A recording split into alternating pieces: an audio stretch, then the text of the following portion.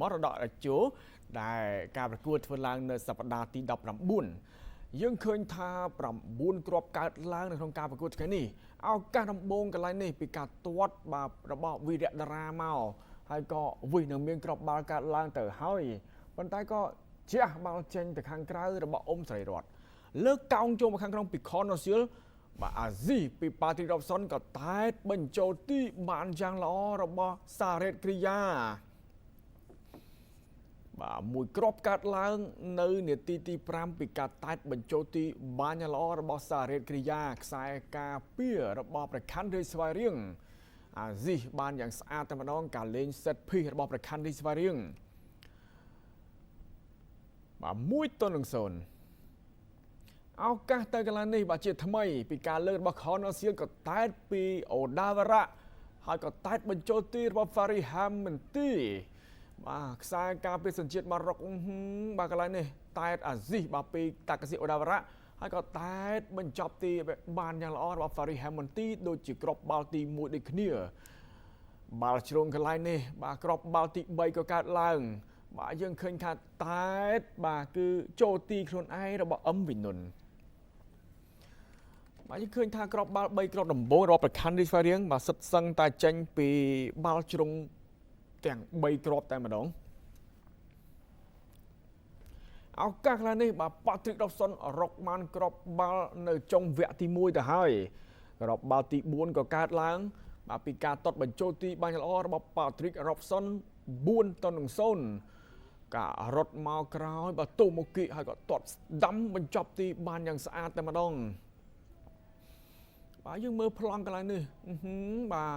រត់មកហើយក៏បញ្ចប់ទីបាទបាល់នេះគឺលឿនមែនតើប៉ាំងភ្លឹបតែម្ដង4-0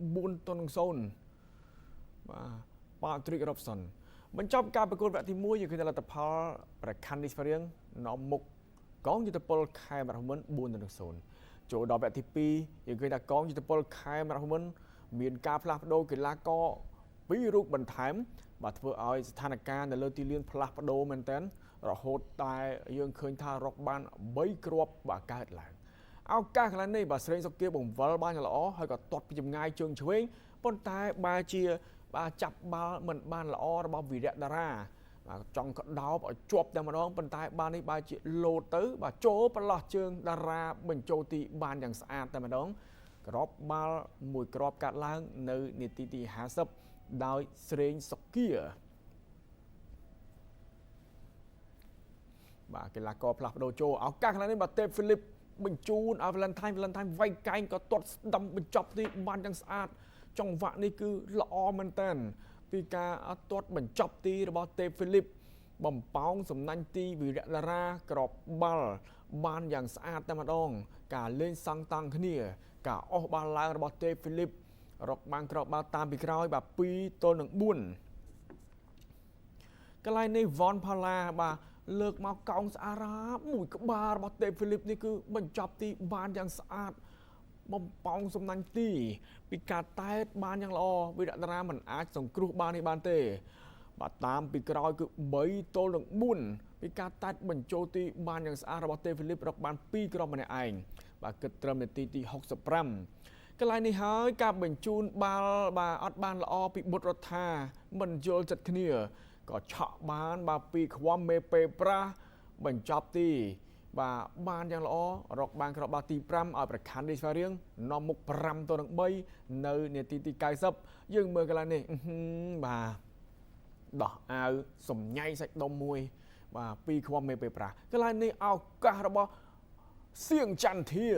រកបានគ្រាប់បាល់ដំបូងរបស់គេនៅក្នុងលីកកម្ពុជាកម្ពុជាឲ្យប្រខាន់រីស្វាយរៀងពីការកឹបបានយ៉ាងស្អាតហើយក៏បញ្ចប់ទីបានយ៉ាងល្អបាទគ្រាប់បាល់នេះហើយដែលបងប្អូនប្រិយមិត្តទស្សនិកជនទន្ទឹងរង់ចាំជាយូរមកហើយសៀងចន្ទធាក៏ទន្ទឹងរង់ចាំគ្រាប់បាល់ដំបូងរបស់គេក្នុងលីកកម្ពុជាកម្ពុជាឲ្យប្រខាន់រីស្វាយរៀងផងដែរ